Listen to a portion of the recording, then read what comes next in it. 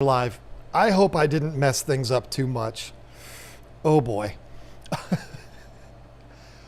You know, this is just my life here, folks. I've got to do the live stream on my own tonight, and of course everything is all turned upside down. Let me tell you what just happened. My software that I use for streaming is a great piece of software. It's called Ecamm Live. And I forgot to click on the broadcasting on this particular live stream. You have to select which one it is. And if you don't, then you just go live without anybody knowing. And that's what happened. So I'm going to have to do this here real quick, folks. I'm going to have to, while we're sitting here talking, I'm going to have to go and delete that stream because people are going to go watch that. Maybe they won't. Oh, it was set to private, so it's no big deal. We're all good. How is everyone doing tonight?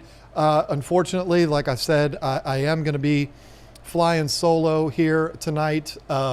It's just one of those things, you know. It's one of those days where it just wasn't going to happen for Lisa, and it is what it is. Audio, video, good. Thank you so much for that, Melissa, and the others. I know that others, Furlough, had said that. Thank you all, and anyone else that said that. So yeah, no Lisa tonight.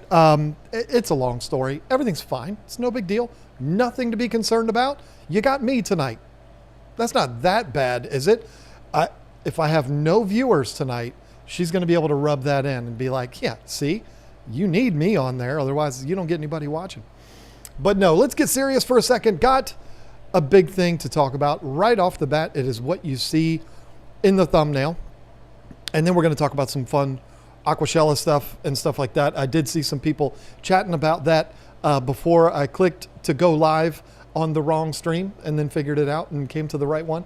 But it has to do with the thumbnail. You see the thumbnail for this live stream and you saw a photo of that tank. And if you look at it, looks very different than it did last week. You can actually see the fish and you're starting to be able to see that it is a aquarium full of water instead of being full of iced tea.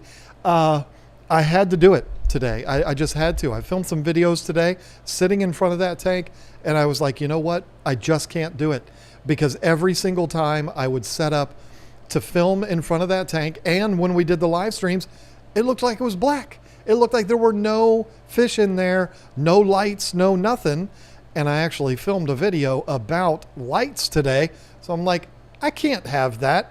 So I took the other giant, gorgeous, beautiful, breathtaking piece of driftwood out. And it's not in there anymore. I'm not going to tell you where it is because there might be people that live close and they'll come by and snatch it.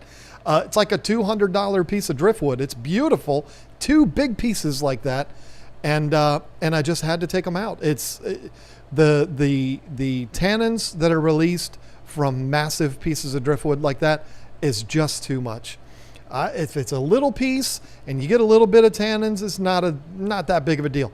I don't like it, but it happens sometimes. When it's something that big, I just can't do it. It's not my thing. I don't like dark tanks like that, especially with magnificent fish like those. You got to be able to see them. I mean, that's crab there, and I don't know where Goyle is. Goyle's in the back there. The water's still a little too dark. You can't necessarily see them all that great yet, but give it a week or so, a couple more good-sized water changes, and the water will be crystal clear like it was before. And I tell you what really got me thinking about this, making a video about the bikers. And I had taken some footage, I don't know when it was, before I put those pieces of wood in there. We got the wood and the bikers on the same day. Lisa got those. But it was like 3 or 4 weeks before I put that wood in there. And I took some footage of the fish before I put the wood in there, and it was just glorious. It looked so good. And I was like, that's it. I got to get those things out of here. Can't have that. So took them out today. It was not easy to do. I took one out last week, and then it still didn't get to where I wanted it to be. Took the other one out today. And what we do plan on doing is We've got a couple of big not totes, tubs outside. Lisa's got them. She's got some goldfish in them, and she's got some plants. It's a beautiful thing. They're going great, and everything's wonderful. When the weather breaks and we take it all down, I'm just going to put those big pieces of driftwood in those tubs, and I'm just going to leave them there all winter and probably most of the spring until they sink and until they stop releasing those tannins. It's going to be one of those things where I'm going to probably go turn the hose on and just let it cycle through for a while. There's not going to be anything else in there. The fish will have been brought in by then. It'll just be water in those tubs. And I will get those pieces of driftwood cleared out. I will do it. But it's going to take some time. And when it works, it's going to be glorious. But until then, I'm not looking at a aquarium that looks like it's full of mochaccino coffee. It's not my thing. I don't like it. So, yep, there it is. A couple of things when it comes to Aquashella. And I want to share, I think I need to pull this over here. I want to share my screen, because what I would like to do is show you something on the Aquashella website. It's something I'm particularly happy with because I was waiting for it. Let me see here. Let me see how I should do this. The thing is, with this software, you can't share the screen and then it just shows a little bit of it. It like shows everything. I don't have anything weird on there, but all I really want you to see is this website. Let me click on this here. There we are. Okay. So this is the homepage here. Aquashella Chicago. If you go to aquashella.com, you're going to have the option of selecting Orlando, Chicago, Dallas. This is where you will land if it is Chicago. And there's actually a video that plays this piece. This last photo of this snake is kind of like the landing page when everything's done. But I wanted to show you this, which I'm so happy about. It finally happened. Looky there. Looky there. Right there. There it is. My featured speaker little thing there. And I love the photo that Jonathan picked of me with my hand, like that. I think that was from an old live stream. I don't know. But when you scroll down, you get to see everybody that's speaking. Saturday, Remy, I got to meet him. And Orlando, super cool guy. He is a saltwater guy. So I don't really know a whole lot about him, but he is awesome. And he's actually a professional radio show host. He's a radio DJ, which is really cool. This guy here, I've heard of him. That's the guy I was texting with literally 5 minutes ago. Rob Lupton from Flip Aquatics. He is a friend of mine, and I will be speaking to him after the stream tonight. He's part of the YouTuber FishTube planning committee for Aquashella, and I'm part of that too. So I'll be talking to him after that. Alex from Tank Tested, really super cool guy. He only lives like 45 minutes from me. How we've never collaborated, I have no idea, but he's a really cool guy. He'll be speaking Saturday, and Mark Callahan, Mr. Saltwater Tank. We get down to here. This guy looks familiar. I don't know if you've seen this guy, but I feel like I've seen him on YouTube before. I don't know. Maybe he makes aquarium videos. I'm not really sure, but apparently he's like super smart, and he's going to be speaking on Sunday. And then Shelby Thomas. I don't know her. She works for 1,000 Mermaids, which is a charity organization, kind of like Project Piaba, except saltwater. And I got to meet her in Orlando, spoke for a couple of seconds. Very nice girl, but I can't really tell you anything about her. She'll be speaking before this guy here. And the times are, let's see, we go to the schedule here. We will see. We're just going to go to Sunday because that's where I'm at. Oops, what happened here? Here's Sunday. Jason, y'all know I was joking about Jason, right? Of course.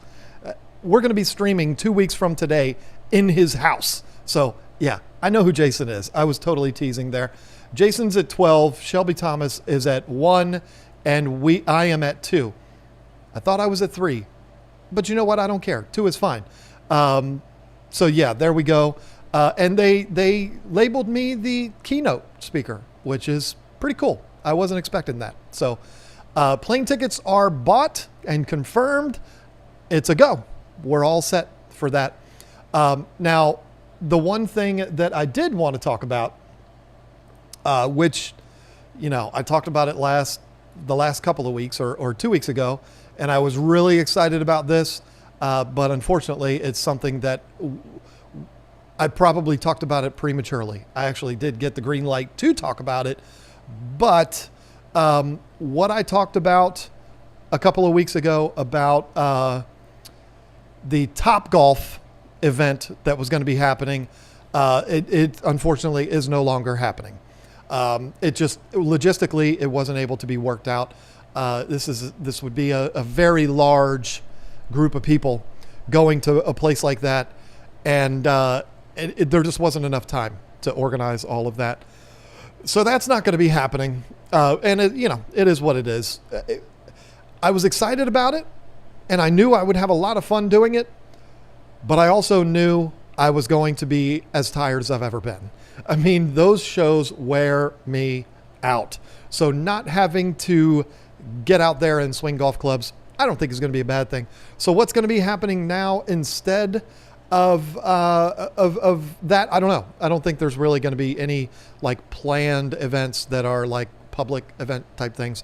I don't think there's going to be anything on Saturday, which, there's going to be so much fun had at the event.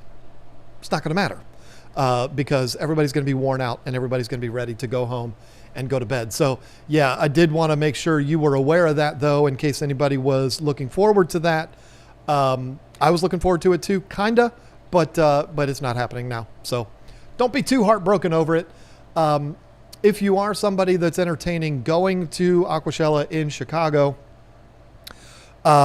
if you go to their website, there is also I can share the screen again. No, I can't because now I got a bunch of windows open. There is a tab that says tickets. If you click on that, you'll see the different levels of tickets that they have available. Kids are free. Kids under 12 are free. Kids that are, let's see. Must be a company. Yeah. What's the difference between Kids Plus? Okay.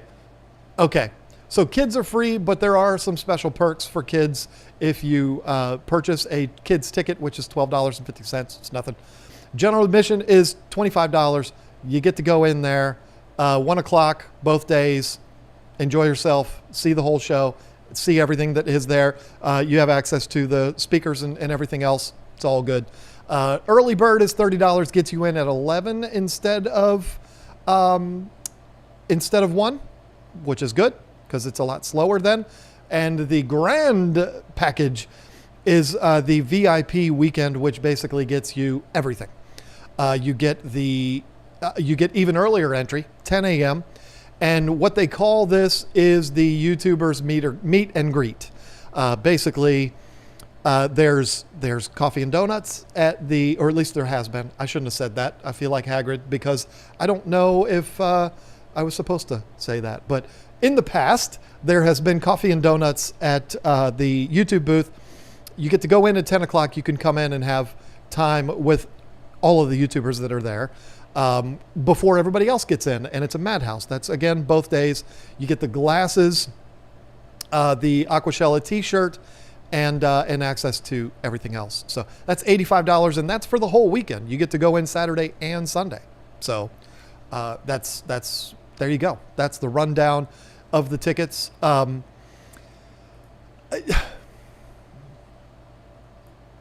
If you are someone that is just an attendee of the show, you're not a YouTuber, you're a fish keeper, you want to go to the show and see everything that it has to offer.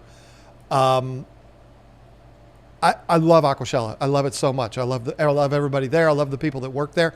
I don't know that I would get the 2-day pass unless there are speakers on Saturday that you want to see as well as Sunday. Maybe if you live close by, that's easy. But I don't know that I would do that. But, the cool thing about it is it's not outrageously expensive to get the whole pass for the whole weekend. And you get the shirt and all that kind of stuff too. So that's very cool. I believe those shirts are like $25 if you buy them a la carte. So it's not a bad thing to get that full weekend pass, and you get to go in earlier than everybody else and all of that kind of stuff. So yeah, there you go. But I am super looking forward to it.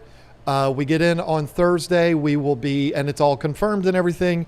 We will, since we're getting in when we are, which we're actually getting into Chicago earlier in the day, it means there's going to be plenty of time for us to get checked in at the hotel and all that kind of stuff, and then head over to the Primetime Aquatics house and hopefully film some videos with them, but then also do this stream from their studio with all four of us, Lisa, myself, Jason, and Joanna. So that's going to be a blast. I'm looking forward to that. I don't think we're going to have any agenda.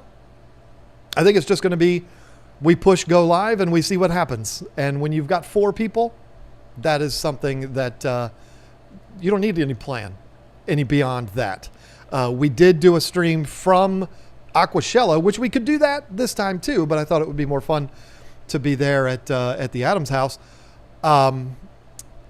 We did it in Orlando, sitting in the YouTube booth. We did our live stream, and that was a lot of fun. There were some technical issues, shocker, but it was a lot of fun to do that.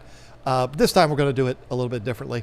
Dallas, I've seen people asking about Dallas. You know what? These events are kind of one to the next to the next. You never know what is going to be happening at these events. I don't see any reason why I would not be going to Dallas and Lisa would not be going to Dallas. As far as I know, we certainly will be, because we love these events. We love hanging out with the people and with the other YouTubers and all of that kind of stuff. I can't imagine why we wouldn't go. But if they tell us we're not allowed in the state of Texas, then I guess we won't go. But so far, I think we would be going to Dallas also, because these are can't miss events. I love them. So that's all I have to talk about tonight, folks. Thank you so much for coming by. And no, I can't do that, can I? That's too easy. I can't do that. No. Instead, I am going to turn to the chat. Now, I've asked a couple of people for some assistance tonight, and we'll see if they do. And I don't know what's going on here, but I know I missed some things here, and I don't know why they're not coming up. Let me see. Maybe if I refresh, maybe that'll make a difference. YouTube can be funny sometimes. They can be weird. I don't really know why. Nope, still doing it. That's unfortunate. So let me see. Let me go back here and see what we've got going on. Might be a little bit behind. Mods, if you could let me know if I missed anybody. Riot 43. I'm probably saying that very wrong, and I apologize for saying your name wrong. Riot. I think Riot sounds cooler. Riot 43. Thank you so much for the super chat. No, nothing attached to it. Just take some money. That's very nice of you. Delana Silva practically did the same thing, except she included the #1 fan pair. That is always awesome to hear. Didn't know we had very many of those left. Jeff H, you know what Jeff H did. He pooped on us, because that's what he does every week. He buys fish from us, and then he poops on us. Ligate 12, John, when are you going to get bubbles tattooed on your head? I'll even pay for it. All right, listen. I'm going to make a lot of people upset when I say this. But do you want me to lie to you? No. You want me to be real with you, because that's what it's all about, right? I am not a fan of tattoos from here up. Not at all. Anywhere else, fair game. Me personally, I don't know that I would go beyond arms, but that's just me. Could I see bubbles getting tattooed on me? Maybe someday, but not on my head. No way. I don't know. I've thought about a lot of things. I've tossed ideas around and stuff like that. But the problem is, every time I start talking about another tattoo, and it's usually fish related. It's usually like a silver arowana or even a red arowana. I don't know why I would get one of those tattooed on me, a fish I'll never have, but I've thought about an arowana with maybe an Oscar, something fun like that. I've thought about a really super nice beta somewhere. Every time I say that, see, now I'm going to make even more people mad. Every time I talk about that, Lisa starts talking about maybe she should get tattoos. And I got to be honest, please don't hate me. We all have our preferences, right? I'm not a fan of tattoos on women. I'm sorry. Please don't click dislike and leave. It's just my thing. You could say right now you hate bald men and it wouldn't hurt my feelings. I mean, we all just got to relax here a little bit. My daughter, the fruit of my loins, has her arms completely tattooed. I mean, I can't tell her she's not allowed to do it, just like I can't tell Lisa she's not allowed to do it. But I try to not bring up the subject around Lisa because she's a beautiful woman. I don't want to get her all inked up. It's not for me. Let's see, 9 people still watching. Oh, I'm joking. Hopefully I did. I mean, listen, we all have our own opinions. I don't like seafood. We all do things differently. I'm not saying if you're a woman and you have a tattoo, you're a bad person. Of course not. Lisa has a tattoo. I'm just saying it's not my thing. Hers is fine because what am I going to do? Like, oh, we got to get a divorce because you have a tattoo that you got a lot of years ago before you even knew me. I'm going to move on now so that I don't get banned from YouTube.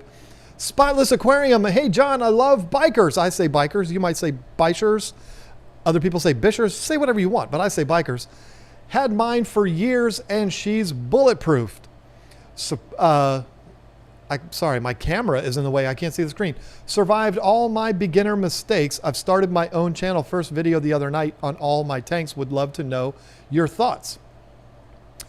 I will certainly, because it's a biker, I will certainly check it out. I have no problem with that. I do have a meeting after the live stream and it's going to already be late and I'm going to be tired. I don't know that I'll get to watch it tonight, but usually while I'm having coffee in the morning, I'll rewatch the stream just to make sure audio was good and all that kind of stuff. I will see that and it will remind me and I will go watch it. I promise. Let's see. My 2 people that are supposed to be sending me questions haven't sent any yet. Starting to get a little concerned. What kind of coffee, John? What? Why is my wife asking me what kind of coffee? She's made my coffee before. She knows. Dunkin' medium roast with hazelnut and stevia. That's my coffee. I don't know what she meant by that. L became a member. Welcome to the team, L. I might have to turn off the... I don't know if I can do that right now. Let me see. I don't think I can. Maybe I can. Maybe I can't. Let's see. Nope, can't do it. Okay. All right. Sorry. So welcome to the team, L. Sorry. It's hard when you got to do this on your own. I don't know what to tell you. John, what are some good tank mates for African cichlids that can go in a 125-gallon fish tank? Then also, what are some tank mates that can go in 75-gallon tank? Well, geez, you just want to know it all, don't you? The best tank mates, you're not going to like to hear this, but the best tank mates, the most foolproof way, we know what she meant. All right, Rico Stan, what's happening here? See, I don't know what you people are talking about. The best tank mates for African cichlids are African cichlids. I know you don't want to hear that. But the thing is, why not? Because there are so many, and I don't care what anybody says. I've done it a million times. Watch my videos, you'll see it. You can mix peacocks, haps, and bonas. I don't care. People can say it all they want, and I'm not going to tell them they're wrong. I'm just going to put them in my tank and they'll see that they're wrong. I don't need to tell anybody that they're wrong. I'm not in the business of telling people that they're wrong. But I've done it a million times and it's worked every single time. This fly does not like me talking about females with tattoos. So my suggestion to you, 125 is a really good size tank, my favorite size tank. Put some more Africans in there. Why not? There's so many different colors, so many different varieties, different sizes. You've got haps that can get 14, 15 inches long. You got your peacocks, which are mid-size. I mean, why not? Just get a bunch of happy African cichlids and let the games begin, because there is never a dull moment when you have African cichlids. It's just part of the deal. And that's why people either love them or hate them. It is what it is. What is this? I don't know what's happening here. Other people are texting me. People that aren't supposed to be texting me. And yeah, it's fun doing this by myself. Hi, Lisa, KG Tropicals. I don't need to answer that. They're talking to Lisa. But that's Evan Rifkin. We're going to be seeing him in hey, wait a minute. Dolbeck said something's got me concerned. Are you trolling me? Because if that's true, you can't misspell my name. You didn't misspell Dolbeck Aquariums. Is that your name? Did I say the name wrong? Where is it? Where'd it go? Dolbeck Aqua Designs. You can't misspell John Hudson. Let me see it one more time. Yeah, that's trolling me. Now, the only thing you might be thinking is because there is the space between KG and Tropicals. I know. It is what it is. That is a very common thing that people do, and I'm not mad about it. It is what it is. When you think about it, it stands for King George Tropicals. We live in King George County for now, and so it's KG for. It's easy to expect them to be two separate. So I don't get mad about it. Rico Stan, congrats on making it to the front page with all those other awesome peeps. Yes, that is a list of heavy hitters that are on that list. I'm very proud. I don't know what else to say. I mean, this is something that something I've always wanted to do. I've talked about it so many times, and it's as silly as it sounds, it's a dream come true to be able to do it. And a lot of people know that. And so a lot of people have messaged me to congratulate me and stuff like that. And it's a special thing. I love it. And let me tell you, get ready to make fun of me, because I would make fun of somebody if I heard them say what I'm about to say to you. So I live in a house with a bunch of people. We've got one that's home from college right now. We've got others that live with us. And then there's Lisa, and there's a bunch of animals. Okay. Lisa's sending them to Messenger. Okay. I'll get to that. Thank you. Anyway, I don't know why this is. I recorded 3 videos today for the channel, and people were sitting right outside the door. The garage door is right there that goes into the house. Our daughter and Lisa were sitting out there. That's no problem. I turned the camera on and I could film, and I don't care if people can hear me. I don't care if people can hear me right now. If you're outside that door, I don't care that you can hear me. It doesn't bother me. But for some reason, if I'm going to practice my talk for Aquashella, I can't do it. I can't sit here or stand here and act like there's an audience. Lisa volunteered. She was like, why don't you use me as your audience? And I'm like, no, I can't do that. It's not the same. It's weird. And so what I have to do is I have to leave the house. If I'm going to practice my talk, I have to leave the house. And so I said something about this a couple weeks ago. I get in the truck and I drive, and I just drive until I'm done. And it doesn't really matter, because when people see you talking, they think you're just talking to somebody on Bluetooth. So nobody even looks at you funny. If you would have done this 10 years ago, people would be like, look at that weirdo. He's talking to himself. But now, not so much. Plus, the back of my truck is tinted, so people might see, well, maybe he's got a kid in the back seat or something. I don't know. Why he's waving his hands around and all that, I don't know. But apparently the guy's very animated when he talks. But I did that the other day. Talk was about 40 minutes. With some like oh, let me start that part over, and pausing a little bit to think, which I will not do when I'm up on stage. But it was about 40 minutes, and when I was done practicing, I felt really, really good about it. I'm not trying to sell tickets. I'm not trying to be a salesman. I'm not trying to butter myself up. I just think this is going to be a really good talk. I think it's going to be fun. I think it's going to be different from what you've seen. Not that anybody else, I'm not going to tell you it's going to be the best one ever. I'm not trying to say that. I'm not an idiot. But I don't think that you've ever seen a talk like this is going to be. Unless I crash and burn and just melt down up on stage, which I can't imagine because I'm not nervous to do these kind of things. It's going to be a big deal. And I can't wait to hear what people have to say about it. Furloughs Aquatics, wish I could be in Chicago with y'all. Just couldn't make it happen this time. Hope to see y'all in Orlando again next year. Absolutely. Orlando was so much fun. I want to do it better next year. Not that doesn't have anything to do with Aquashella. Everything there was fantastic.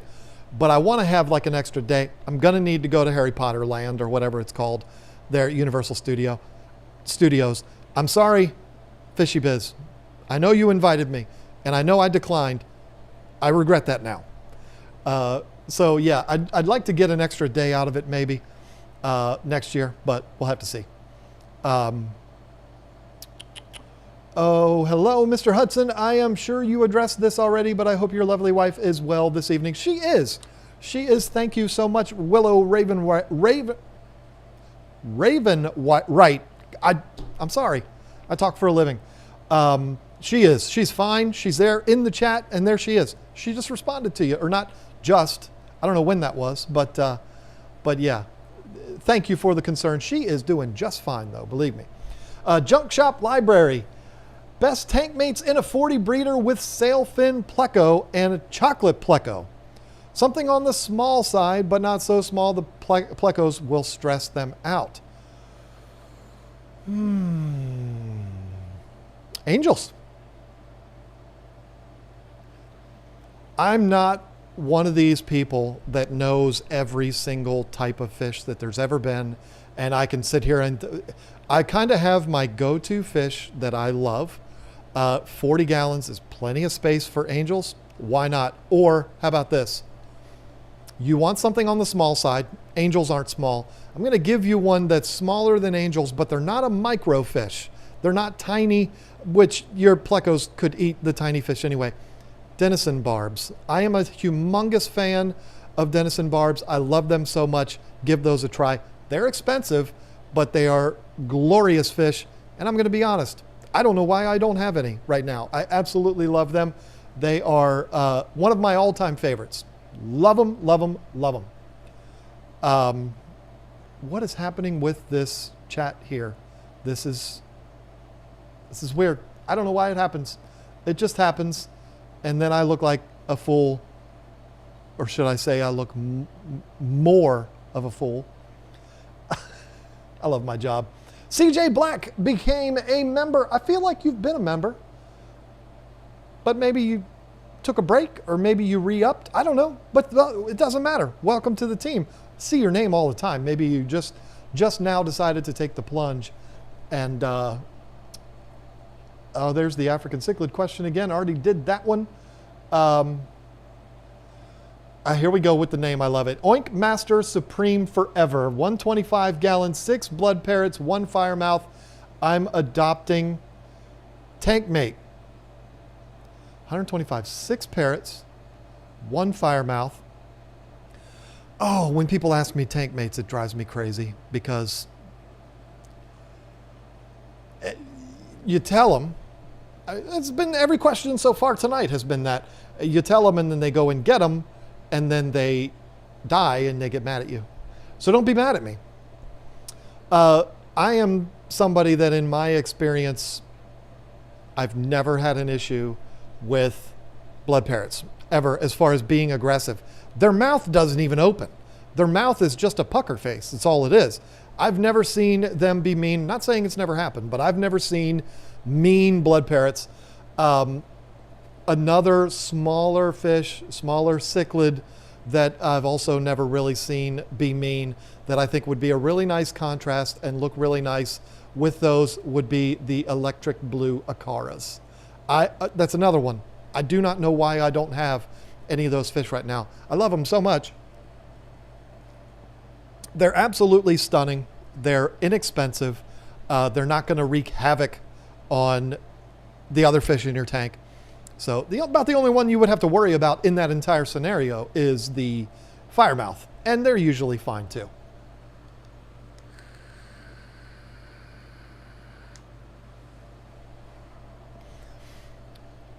Alert, alert. John is going to be a jerk right now. If I had seen that Blue Rhino Games put that question up like every fourth question, I probably wouldn't have been as quick to answer it. That's a pet peeve of mine. But I understand it, so I'm not mad. But I know I don't see things all the time. Can I add substrate to bare bottom safely without stressing or losing fish? That is from Kurt Vanzik. I probably botched that name. Yeah, you can do it. What I would do, first of all, whatever sand you're using, clean it thoroughly. Get it good and clean. When you think it's good and clean it some more. And then the easiest way to do it would be, like if I was ever going to add sand to this tank, I would take cups like this size and I would get scoops of sand and I would just take it in there, take the cup down to the bottom and just lay it out.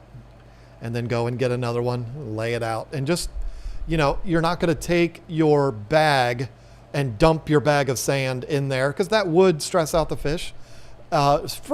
Fish aren't stressed out as quickly and easily as people think they are. They're a lot more resilient than people give them credit for. But, you know, picture yourself in that scenario. It's like an avalanche coming in. I could understand it being terrifying. Do it slow. It's not a big deal. Plus, if you're dumping sand into a big tank, it's going to go everywhere and it's going to get sucked up into your filter and stuff like that. So just do it one scoop at a time. Take your time, enjoy the process, and it'll be fine. Robin Robledo, do you still have your rummy nose tetras? Yes. I think we've got like 20 of them. They can be seen anytime you see, and I'm saying this as if you're supposed to know what all fish we have. Whenever you see Lisa's discus, they are in the tank with them. Now, I got to be honest. Usually when I'm filming that tank, I'm filming the discus because they're discus. I love rummy nose tetras. I've made it very clear they're one of my favorite fish, and they always have been. But usually my agenda is to film the discus when I'm doing that. But they're in the tank with them. They're doing great. And yeah, there you go. A tattoo on a woman is like putting a sticker on that 360-gallon tank behind you. Like putting something on something really pretty. Like, is that where you're going? I don't know what that means, but sure. I'm going to avoid that one because I think I've already made enough people mad about that. Okay, let's see. Got another one from the boss here. Oh, okay. Willow Raven. Here I go again. Why can't I say that name? Ravenwright. Mr. Hudson, you don't have to call me Mr. You can just say John. It's no big deal. Are you familiar with the store Clickin' Fish in Richmond, Virginia? The owner is great and knows his stuff. He is also a big supporter of local breeders and does a lot of his own breeding. No. In fact, I have never heard of such a place. But I will be looking that up right now as we speak. Because if there is a fish store that is within an hour of me and I have not seen it, then I feel stupid. Okay. North Parham Road in Henrico. Huh. How about that? No, I have not seen that. Let's see. Wonder how long that's been there. What a strange name. But I guess there's a story behind that. Got a nice little website here. I will be visiting that store at some point. We've got some pistos, some shrimp, all kinds of stuff on the homepage, some snails. Lisa would love that. Yeah, I'd love to visit that store. I can't believe I haven't been there yet. Henrico is not far from us at all. That's almost like, I don't know how to describe that. To hear that there's a fish store within an hour from you that you've not been to before, that's almost like hearing, I don't know. I don't know what that's like hearing, but that's a really cool thing. Are you still doing giveaways? Maybe. We might do one. I don't know. Mix things up a little bit tonight. I'm here by myself, going to be looking for things to talk about. Maybe I will do that. Will bristlenose plecos eat the white fuzz on my wood? Sometimes, but probably not. Just scrape it off. It's no big deal. Heather Flippo. Now listen, Heather. The name Flippo is not a very common name. And my stepson's name is Flippo. I wonder. I wonder if you're somehow related. Wouldn't that be interesting? Lisa has probably already commented on that in the chat, but I can't see everything that was ever said because you don't hear that name all that often. Flippo. What size is the tank behind you? It is a 360 gallon if you include the sump. I don't know how many gallons are in the sump. There's probably 30 in that. I don't know. Who cares about the sump? We don't need to include that. It's 360 gallons. It is 8 feet long, 3 feet deep, and 2 feet tall. Let's see. I hear you, John. Yeah, Heather Flippo was just commenting on that. Wouldn't that be interesting if that was like a distant relative and she has no idea that I'm the only person. Oh, well, that's a shame. I mean, maybe it's a distant family thing. Who knows? I mean, it's not a name that you hear all that often. This is not like Hudson. I mean, you hear somebody else that has the name Hudson. Sorry, Lisa, but you got one of the most common names in the world. It's like, oh, there's another Hudson. That's not a surprise. But Flippo, you don't hear that all that often. Tyler Evans, anyone else having a hard time finding a clown loach? I haven't been looking for them, so I can't say that I have. But it wouldn't surprise me right now, given the circumstances that our world is in and going back to. It wouldn't surprise me if there was a shortage of any fish, just because of the world we live in right now. But I haven't heard them being difficult to find, but maybe they are. I don't know. I have 6 Buenos Aires tetras. Is it normal for them to nip at each other? Yeah, a little bit. If they're not doing any damage, don't worry about it. It's not that big of a deal. Fish are going to be what fish are. They're going to do what they're going to do. I get the question all the time, and it's so frustrating. There's so many questions that we get all the time that when we get these questions, I just go, oh. And the reason is because there's no answer for it. So I'm giving you an example here. Brian Myers, you weren't saying this, but people will say, my fish are fighting, what do I do? I've got a fish that's chasing all of the other fish. What do I do? There's no Caesar Milan when it comes to fish. It's not like I mean, there are some things that people can try, the timeout method. A lot of people poo-poo the timeout method. We've used it before and it's worked. There's, redecorating, particularly with African cichlids, change things up, move things around. Sometimes it kind of resets things. But there's no way, how do I stop my fish from chasing each other? You can't scold them. Hey, you knock it off. You can yell at a dog and after a while, the dog will figure it out. Every time I do that, that big blob over there yells at me. So maybe I should stop doing that. but fish aren't going to figure that out. What are you going to bang on the glass? Knock it off, you. Told you. It just doesn't work. So, and Tyler, it wasn't Tyler, it was Brian. You weren't asking that. You were just asking, is it normal? Yeah, it's normal. It's not something that you should be overly concerned about with really any fish. Do we want it to happen? Of course not. But if it happens, it's not like, we can't put them, we can't ground them. We can't take their phone away.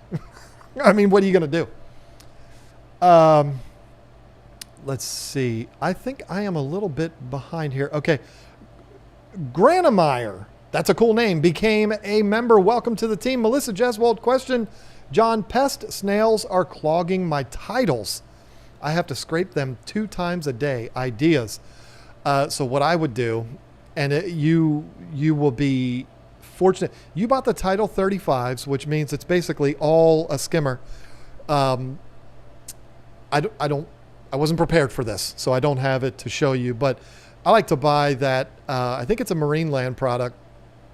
I think the blue foam that is like the same kind of foam that is on the disposable cartridges, and you can buy it in like a sheet, and you cut it to size. They call it cut right, I think. I use that stuff all the time for a lot of different situations, and that's probably what I would use in that situation, is to cover up that intake. It's almost like putting a filter sponge on your filter intake, but with the Tidal, you got to be a little more creative because it's not a cylindrical thing that you can stick over it like the bigger Tidals are. So you'd have to get a little bit creative, cut some foam, and then figure out a way to attach it. But that's the only thing I could suggest. I've never tried this, but it has to work. I think there might even be a way that you can put that foam, and it's not foam, it's sponge. It's not like thick, dense foam. It's the blue, and it's blue on one side and white on the other. That foam or sponge stuff, you might be able to put it on the inside of the intake. I think you can access that and stick it on the inside there. That way shrimp don't go in, or the snails don't go in, and it's easy to attach it. You don't have to attach it. You just jam it in there. That's probably what I would look into. And hey, look at that. Heather Flippo, our family member, became a member. Welcome to the team. Midoriya, I hope so. Alien Copper. Hello. Beta is doing great. The boxing was impressive, and Lisa has great handwriting. She does. I have found that all women have good handwriting, and all men pretty much suck at it. That's just is what it is. Granemeyer came in again. I hope I'm saying that right because it sounds really cool. Granemeyer. And said, here's $5. Here you go. Just take some money. I love that. Thank you so much. That's very nice of you. Denny's Fish Tank. No, not Denny's Fish Tanks. Marlo Wissam Bacosa. Do you suggest adding pebbles on an Oscar tank? Absolutely. I would call that gravel. Oscars, in my experience, are not big substrate disturbers. They'll wreak havoc on everything else in the tank. You put plants in there. I've got 2 big pieces of eucalyptus root that are in there now, and they're always moving them around. They run into them, and I don't know if they're playing with them or what, but they move things around. But substrates, I've never had a problem with Oscars really having issues with substrates or anything like that. So yeah, I would do it. And I'm thinking about doing that in here because ever since I added those bikers in there, they poop Tootsie Rolls, and it's frustrating. The Oscars are heavy hitters too, but they're up there, they're around, they poop. Sometimes it goes down the filter, and whereas with the bikers always being down on the bottom, that's where they do their business, and it gets pretty gnarly down there, and it's frustrating. So yeah, I might end up doing that here too. Ronald Harry I can't see it from here. How to make beta more active. I saw them sleeping almost all the time. The very first thing that I would suggest, Ronald, is a mirror of some type. One of the biggest stimulators to a beta is another beta. If it's a male, you say, I saw them sleeping almost all the time. I don't know what them means. I know what it means, but in a beta tank, does that mean they're all together? That might be why. They might be close to death. But if you got them in separate tanks, seeing another beta is something that's always going to get them going. Get them up, get them flaring. It's almost like running on a treadmill for us. So that's what I would do. If you can't show them another beta, what you could do is use a mirror. We sell the little beta exercise mirrors. It's basically a ping pong ball with a mirror hanging from it. You float it in there 15, 25, 30 minutes a day. They see their reflection in the mirror and they're like, how did this other beta get in here? Because they're not so smart and they don't realize that they're looking at themselves. And so they will sit there and flare up at themselves, and that's how they'll get their exercise. That's what I would do. They need to be stimulated, and that's going to be something that's going to be a surefire way to do that. And if you can't do that, well, if you can't do that, how would you be able to do tank mates? But maybe a tank mate, something in there, get them moving around. I've got that situation with my beta Scott right now. He's been very, very lazy lately, and Lisa comes down and she's scared, and I'm like, he's fine, he's lazy, that's what he does. But so I feel you, but yeah, that's what I would do. I would give him something to stimulate him, as weird as that sounds. Lisa Blue, okay, Jeff H. Lisa Blue Crown Tail 21 officially has a name, Alex. He's awesome. Busy exploring and mingling with his tank mates. We couldn't be happier. Thanks again from West Virginia. I love the name Alex because my favorite hockey player's name is Alex. And it's not going to be hard to figure out who that is because I've never heard of another hockey player named Alex. But of course it's Alex Ovechkin. Duh. Now there's going to be 25 people in. What about Alex this and Alex that? I don't know every hockey player. Melissa Jeswald again. Thank you, John. I have lots of media. I can try options. There you go. Perfect. Can do. I love Angelfish. I do too. I love them so much. I can't wait to get our angel tank that's downstairs with me somehow. I have these dreams. I have this fantasy of a setup one day where we have all our tanks in one place. And we just don't have anywhere to do that right now, and that's frustrating. But someday, we'll see. We have things where we can have things now. Michelle Kinsey with the $2 super chat. Thank you so much for that. All right, Drew, you're taking pictures. Fishy Biz is helping me out with questions today. He's taking his phone and he's taking pictures of the screen, and then he's sending that to me. How I'm supposed to read that? Maybe this is the one. I have a question. I have 2 Oscars, and they tend to fight a lot, and I don't know why. Do you? Weren't we just talking about that?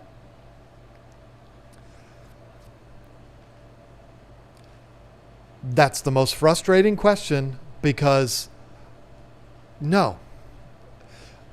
Like I was saying before, when you get questions that there are no answers to, that's super frustrating. When I read the question and I'm reading it knowing I can't answer it, I'll give you an example. We're going to be, actually not we, Lisa is going to be talking about this in a future video. It's already filmed. I don't know when it's coming up. But she talks about the frustration that we get from an email that we get all the time. And we're not mad at anybody for it. Nobody's breaking any rules. Nobody's doing anything wrong because it is a very legitimate question. But we get it all the time and we cannot answer it. And so it's very, very frustrating. And that question is, do you have any idea how old this beta is that I just bought from you? And, oh, That is so frustrating. It's one of those that I just start to sink when I read those emails because I know I can't answer it. I can give you a ballpark, 3 to 6 months. Does that help? A little. And the reason why I get frustrated by that is because I know how important of a question that is. I know how important it is to get that answer because you are not really going to be able to tell the difference between a 6-month-old beta and a 2.5-year-old beta. And a 2.5-year-old beta is an old timer. I mean, they can live a lot longer than that, but you know, you're buying a very mature fish. You're buying a late teenager. And so maybe if the fish is 2.5 years old, you might not want to buy it. But then you find out, oh, it's only 3 to 6 months old. That's a different story. That's still a baby, a juvenile. When people say, my fish are fighting, do you know why? It's the same kind of, it's like, I'm going to tell you why. And this is the answer, Dom, that nobody wants to hear. They're fighting because they're Oscars. And because sometimes it sucks, but it happens. My 3 get along great. Tomorrow, they might not. I mean, they've been getting along great ever since I got them. I got 2 of them at the same time. They were this big when I got them. The other one is the red, and I would point him out to you, but it's that one. He's the newest Oscar in the tank. When I put him in there, the other Oscars were kind of like, huh? Who's this? What's happening here? And they pushed him around a little bit. They never did any damage, but they kind of nudged him a little bit like, hey, young fella, we're letting you know you're in our house. And so you're going to follow our rules.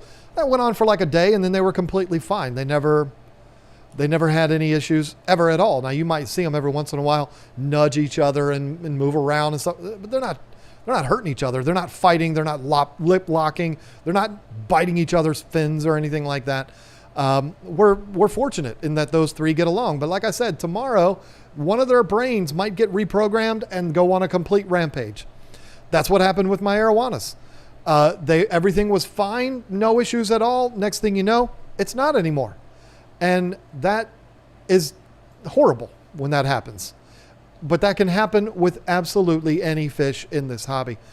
Most likely, if you have denison barbs in with, I don't know, something big, you're not going to just all of a sudden have a denison barb go on a rampage and kill everything else in the tank. But you know what? Things happen. And there's almost never any explanation for it. It's not like I can say, well, it's because this one has red spots and the other one they're a little bit more orange. That's why they're fighting. No, it doesn't work that way.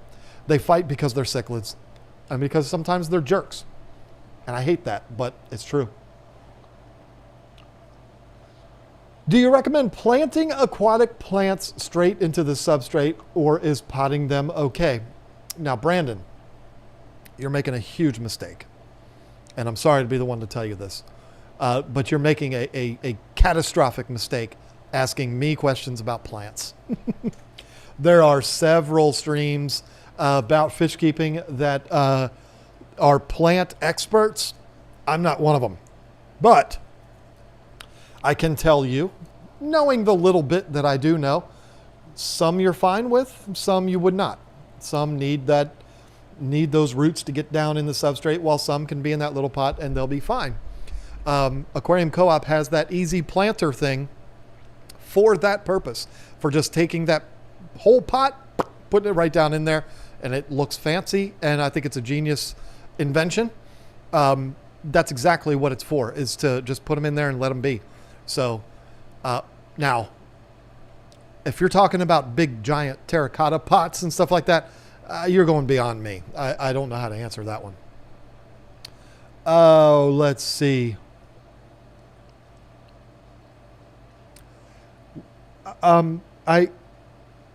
Okay. Wow. Lisa has been sending me a lot. Doing a great job, Lisa. Drew has only sent like 2, 3. I love you, Drew. You know I'm messing with you. Okay, I'm sorry, I'm losing my place here. Maybe if I moved this over, it would be a little easier. You think? What are some tips you could give me to boom my Oscars growth? Ben Coffin is the name that sent that in. So here's the thing. You're not going to have to do much. Put them in the water, feed them, and wait. Oscars grow super fast. And if you are not happy with the growth rate of your Oscar, you might just be, don't be offended, you might be someone who lacks patience. We live in an instant gratification world. We live in a world where I want to watch that movie. It's right there. There's 8 different streaming services that I can choose from. It's bound to be in one of them. Except for any movie I ever want to watch. They never seem to be on there. But anyway, the way our world is now, we're used to, I want something, I would like it in 15 minutes, and that's it. I want McDonald's, boom, push the button, and here it comes. You know, whatever it is. We cannot be that way with fish. But Oscars are one of the fastest growing fish I've ever dealt with in my life. And if you just want proof of that, look how big my 3 monsters are back there. For Oscars, they're a very good size. Now they're in a huge tank. They're in an 8-foot tank, and they're also about 8 feet behind me. So they don't look as big as they really are. They're about 13, 14 inches. And that is 2 years that it's taken them to get there. When I bought them, they were this big. August, I don't know what day it was uploaded, but it was in August 20s, somewhere around August 25th, 26th of 2019. Yes. Go to my channel, scroll down to that level there. You will see a video of me holding a bag, a big giant bag full of fish, standing right here, and I'm like this with this big giant bag of fish, and there's a big question mark over it. Watch that video and you'll see how small those Oscars were, and that was 2 years ago. Not even 2 years ago. So that shows you how fast they grow. Feed them a lot, change their water a lot. I don't know what your situation is, how many gallons you have, how often you're doing maintenance, but you feed a fish more, they're going to grow faster. That's just the way nature works. But with that, they're also going to poop more, and they are heavy poopers. So you're going to need to be on your A game from a water change standpoint. Wow. Now all of the questions are coming in. Y'all are on point here tonight. Kobo video. A local fish store told me I could house 2 Oscars in my 65-gallon into adulthood. What are your thoughts? The store has great fish and look very reputable. I don't like it. Will your fish survive? Yeah. I'm an Oscar guy, and I know I've taken things to extremes. 360 gallons for Oscars. I get it. I know that's extreme. I'd like to see them in something bigger than a 65. Can they survive in a 65? Yeah. Into adulthood? Yes. But once they get there, I'd like you to move them up into something bigger. Maybe that's what you're planning on doing. Hey, I'm going to start them off now in a 65 because that 125 is coming as soon as I get my tax return next year or whatever. Okay, then I'm with you on that. But these fish grow big, they grow fast, they eat a lot, they foul up the water. There's more than just the tank being too small for how big they get. That's what a lot of people get caught up on is, oh, they get so big, that's why they need bigger tanks. No, that's not it at all. That's part of it, but it's more, if I've got 3, or let's just use your example, 2 full-grown Oscars in this tank, and they poop 52 times a day. How long is it going to take 360 gallons to get fouled up? A long time. How long is it going to take for that 65 gallons to get clogged up or fouled up? You understand what I'm saying? The effects of the food, the effects of the fish and the waste and all of that is far greater on a small tank like that than it would be on this, or even a 125. So that's what you have to think about. With Oscars, it is about size, yes, but it's also about how poopy they are. They're big eaters and they're big poopers. I mean, that just is what it is. They're big fish, so you have to expect that. So yeah, you can start them off in that. I sure would be thrilled to hear that maybe a year from now you graduated them up into, you'd make my day if you said 150 gallon, but 125, you and I could be real good friends. We could be friends because you like Oscars to begin with, but we could be real good friends when you move them up to that 125. Delilah's Critters, what's funny is on Facebook when people ask questions that are dependent on too many variables. The people answer with opinion-based answers. And I say there is no right answer to this, and they get angry at me. Yeah, see, Delilah, this is why I don't do Facebook. This is why me and Mark Zuckerberg are no longer friends. It's impossible. It's not just on Facebook. It's everywhere on social media. And it's also in the fish stores themselves. You're absolutely right, Delilah. Facebook is a terrible place for that kind of thing. Because to the person asking the question, it makes total sense. Like, listen, my water's gray. What else do you want me to tell you? To them, it's like they should get an answer like that because there's thousands of people. But they don't realize you need to know a whole lot more than that. What do you have? What kind of filtration do you have? What media do you have in your filtration? How many fish do you have? What are you feeding them? What's your maintenance schedule? So I'm with you. I agree. It's the same way at fish stores, though. It's not just a social media thing. We had it, and I see it when we go to other fish stores. People come in. My fish keep dying.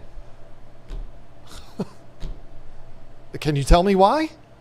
It's like, well, and what I used to say, and it would kind of break the ice and people wouldn't be so mad. I would say, yeah, I could tell you about 350 reasons why. And they would be like, oh, and I'm like, yeah, I mean, there's countless reasons why these things can happen.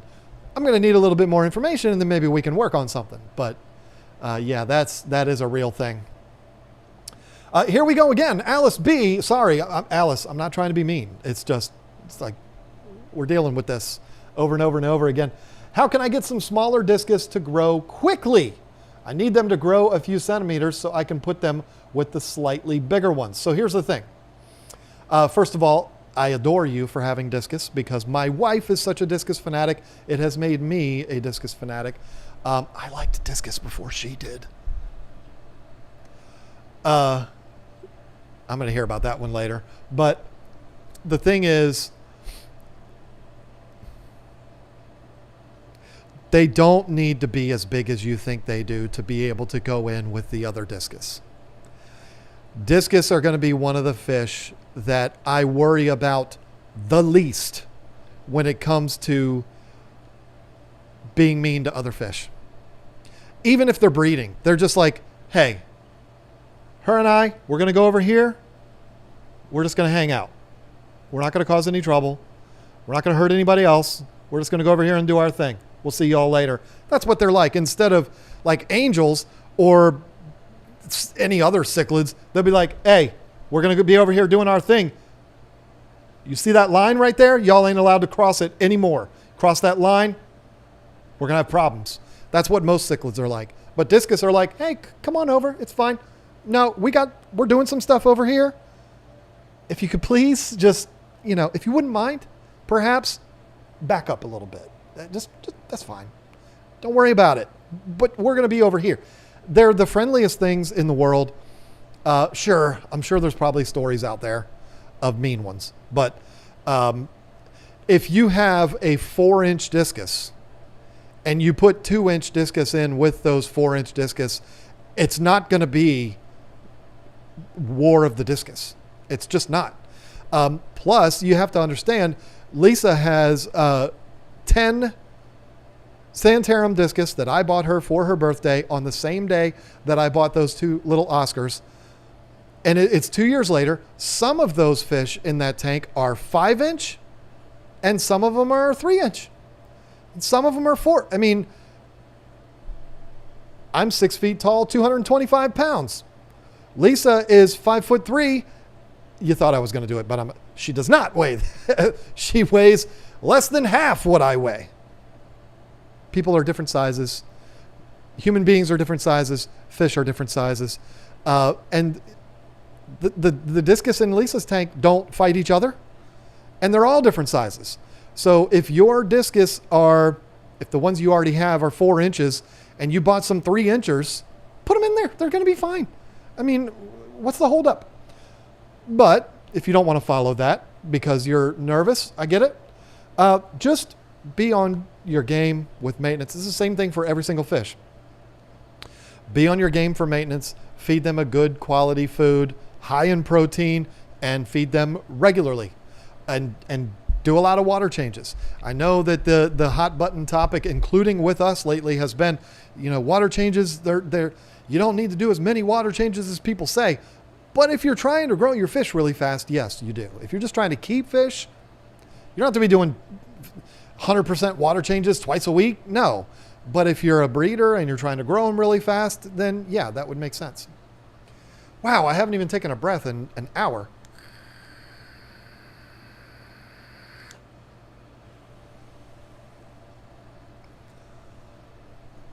Samuel Miranda is a question right up my alley. Something that I have a lot of experience with. What are tips to keep an arowana in a tank? Because last night it almost died in the floor. So how?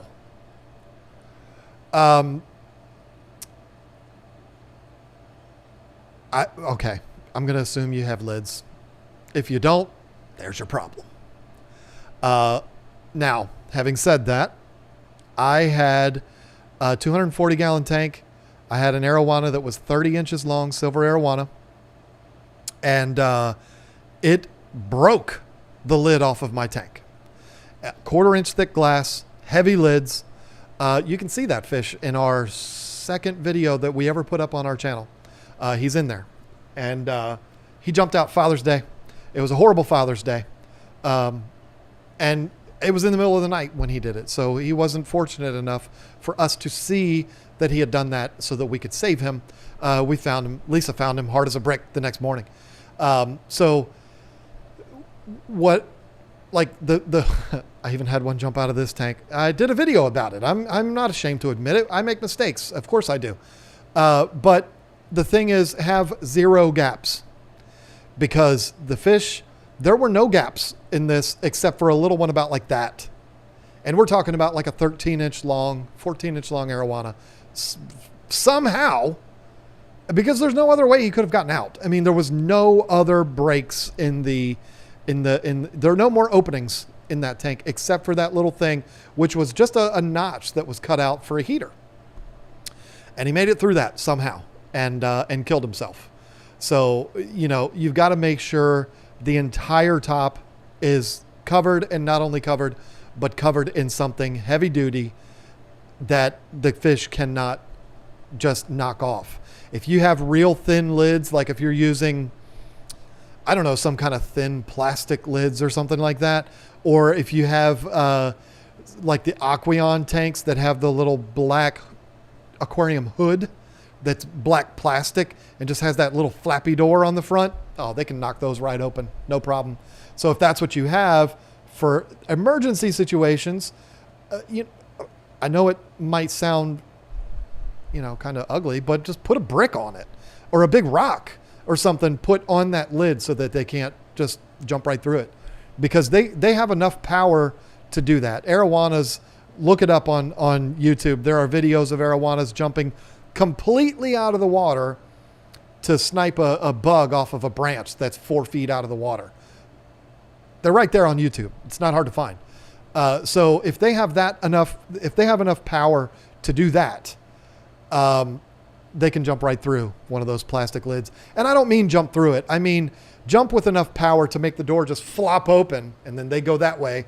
And then the weird thing is they can do that, and it could have happened here too. I don't know. They can do that. The lid opens, they jump out, and then the lid falls right back down again. Meanwhile, they're flopping on the floor, and you walk out. This has never happened to me. Like, It's always been too late when I've found them. But you walk in and it's like, how did you get out? That could be how. I don't think that happened here because the lids on this are very heavy duty.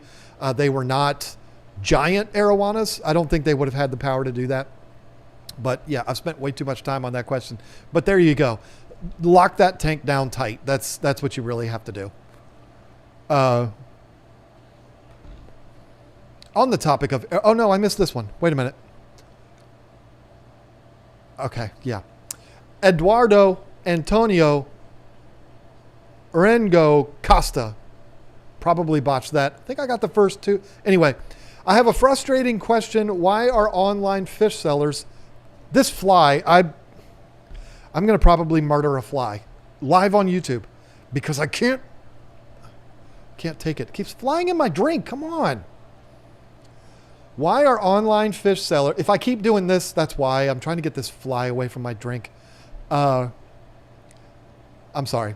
Why are online fish sellers sending baby fish in their shipments without telling you ahead of time that you might get fry like pets?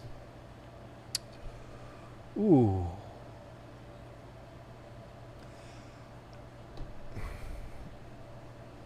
The only thing I can think is you have a retailer that has a bunch of 3-inch something.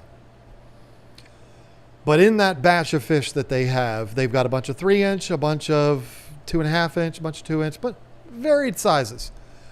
And when you pick fish, I'm going to kill a fly. I'm going to do it. I'm going to commit murder on a live stream. I don't kill things except spiders. Brings up a funny story that I've got to tell you. Lisa doesn't want me to tell you. But I got to finish this one first.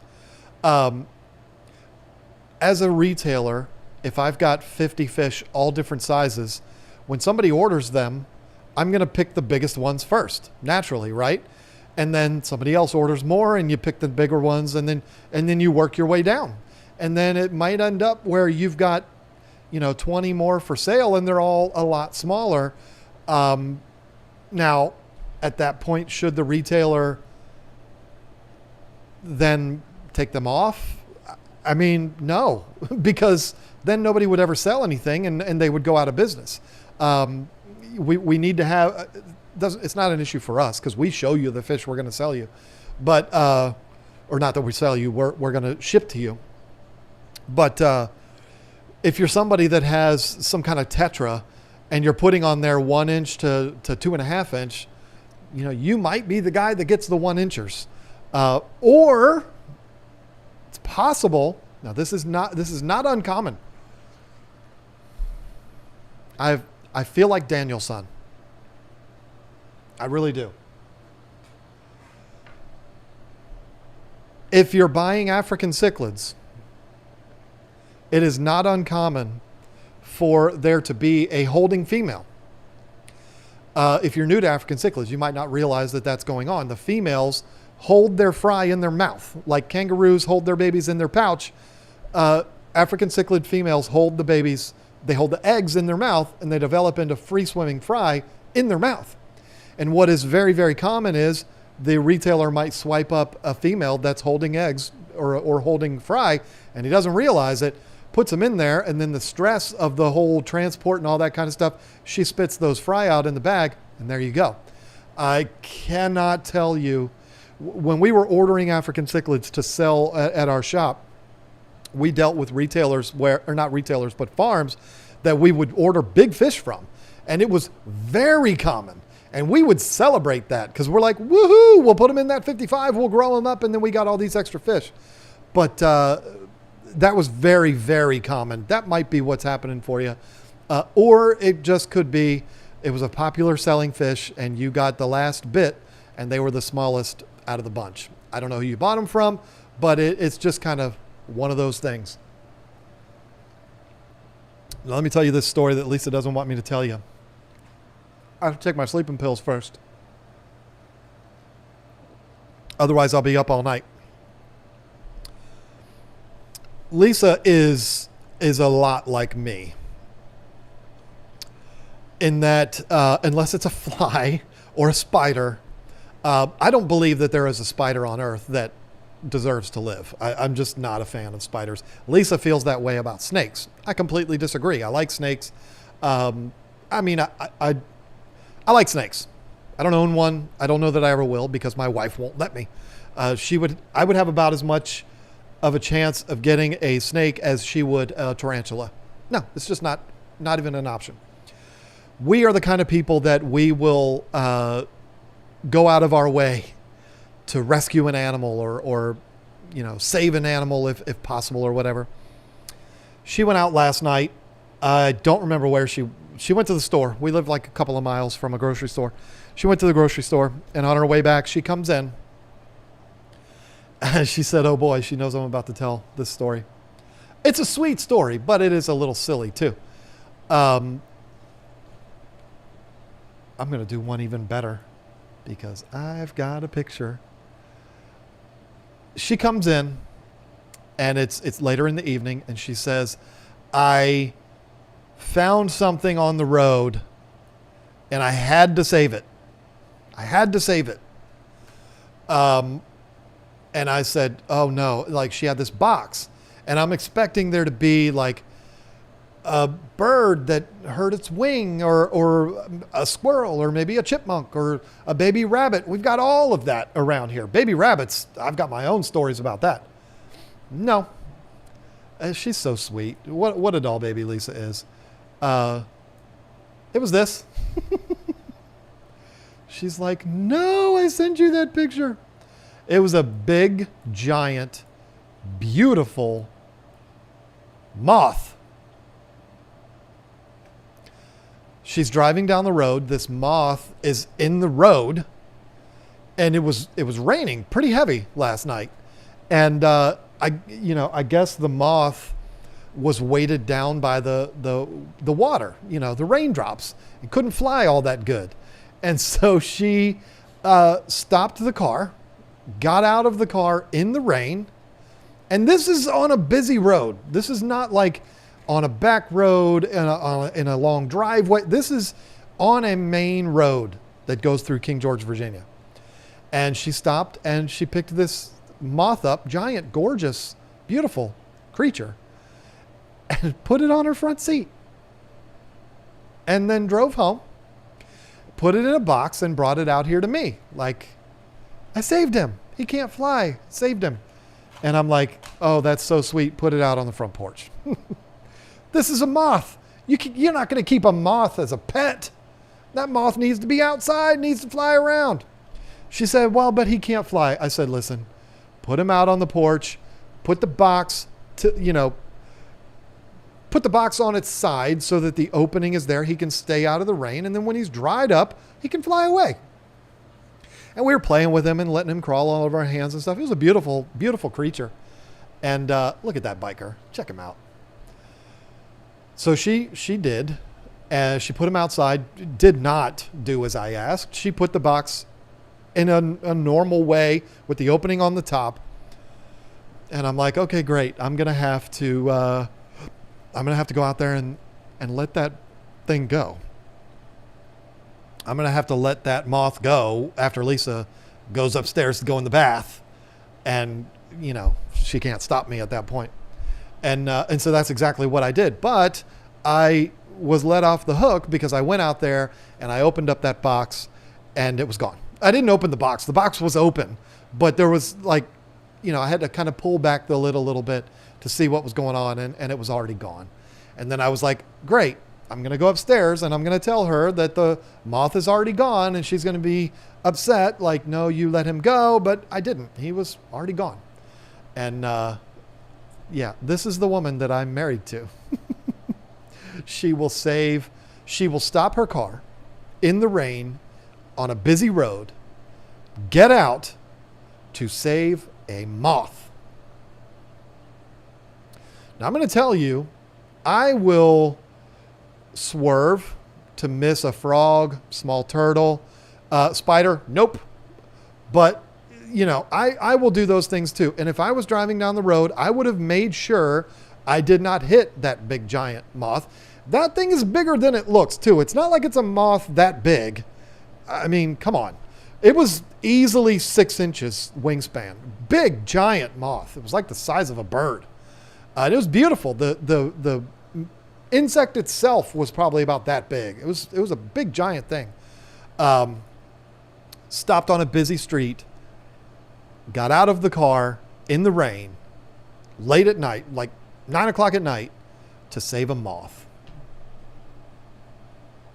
That's the woman I'm married to. And though I can make fun of her for it, and it is a silly story, it's also very, very sweet. So let me see if I missed anybody here. I can't believe there's only 5 minutes left. That's absolutely nuts.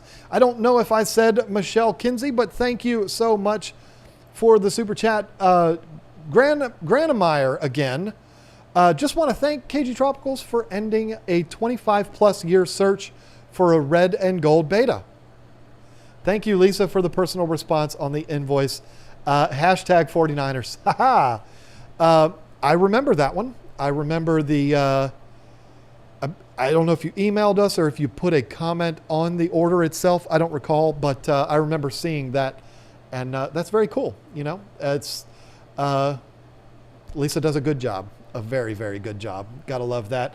Perfect business partner. Apple fanboy, how old are you? Are you really? Is that person asking me that? No. I love the fact that you're an Apple fanboy. I am 47 years old, if you were asking me. That's how old I am. Multi-tank addiction took a dump on me tonight. That's what he does. I missed this earlier, and I'm surprised nobody has yelled at me, but maybe somebody has. Jeff H., again, wow. Thank you. $20, $21.12. He's getting into the game of sending the oddball. I'm sorry, Jeff. I don't know how I missed this. Quiz time. Ellen and I, both huge fans of 3-man rock band of the 70s, 80s, and 90s. Our 2 cats are named Neil and Getty. Now with the addition of Alex, the beta, we have the whole band. Name that band. Dollar amount may be a clue. It doesn't need to be a clue. Do you want me to start naming songs like Limelight, Tom Sawyer? I mean, I could go on and on. It's Rush. Come on. Neil Peart is, in my opinion, the best drummer that's ever lived. Not named Danny Carey. I am a huge Danny Carey fan. But in reality, I think Neil Peart, people say Peart. It's Peart. I just say Peart because it sounds cooler. Rest his soul. Absolutely a god on the drums. And you know what? Alex Lifeson is a much better guitar player than people give him credit for because he kind of gets overshadowed by Neil Peart and Geddy Lee. Geddy Lee is an unbelievable musician. So, listen, I've been a Rush fan forever. So, yeah, you're not going to stump me on that one. It's a good one, though, because as popular as they are, they're not as popular as they should be. They've got some heavy hitters, but think about, I'm going off on a tangent here. I only got 2 minutes left. Think about the catalog of Rush and how it spans 30, 40 years and how many big songs they've got and how many stadiums they sold out. And if Neil Peart was still alive, they could go on tour tomorrow and sell stadiums across the world. And you don't hear about them as much as you hear about, like, the Doors. It's criminal. I mean, I'm sorry. There's going to be people that will hate what I'm about to say. I think the Doors were terrible. I don't think Jim Morrison is this god that people make him out to be. I think it's because he's dead. I think that happens. When people die, they become saints, and people look at them like they're the almighty, and I think it's unfortunate. Anyway, I'm not going to talk about the man personally. He grew up behind my mom in Arlington, Virginia. They were neighbors. They didn't know each other, but and I think my mom was a little older than him. But yeah, I mean, the Doors, it just drives me crazy. Rush, each one of the members of Rush, Alex Lifeson, Neil Peart, and Geddy Lee, each one of those men possess double the talent of the entire Doors band combined. I'm sorry if you disagree with me, but it's just true. You put those three guys together and it's absolutely genius. And I was very, very sad when I heard that Neil Peart died. I know he was battling things for a while, and it was so sad. Let's wrap things up here. Tesla Killdozer, sorry I'm late to the stream. Here's your oddball chat. I was wondering about that. $8.43. Absolutely love that. Thank you, sir. Finn the Fish, Sep 20 Toma. I think there's probably a way you're supposed to say that, but I don't know. I don't know how to say.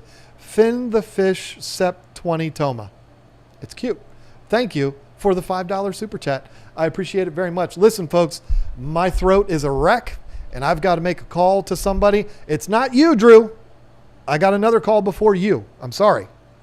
I got 2 calls I have to make. It's 9:30 at night. I got to make 2 business calls.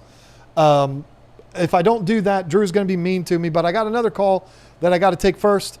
And then, yeah, I'm going to be up all night. But thank you all so much for hanging out. I love Lisa to death, but it's always so fun doing these, not having to let her talk. I can just go and go and go. It's a lot of fun, but I do miss having her here with me.